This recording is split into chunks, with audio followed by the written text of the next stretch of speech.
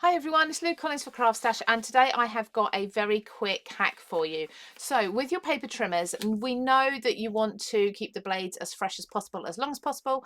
With the Creative Craft products cutting blades, you can actually put new ones in. These are replaceable, but you want to make them last as long as you can before you get to needing to replace them. So here's a quick tip for you. So I've just cut this. This blade is kind of on its way out. It's starting to dull now.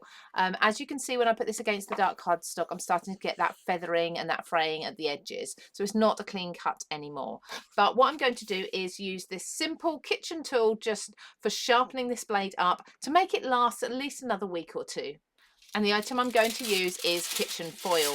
You don't need a lot of this, so just take yourself a small amount and fold it up into at least 4 or 6, like so. And then we're going to place this into our trimmer. So I'm going to flatten it down and simply run my blade through there. And once you've done maybe 10 cuts or so, you can dispose of the foil, unless of course you want to use it in another craft project, and then test the blade out. So let's take a look at this now.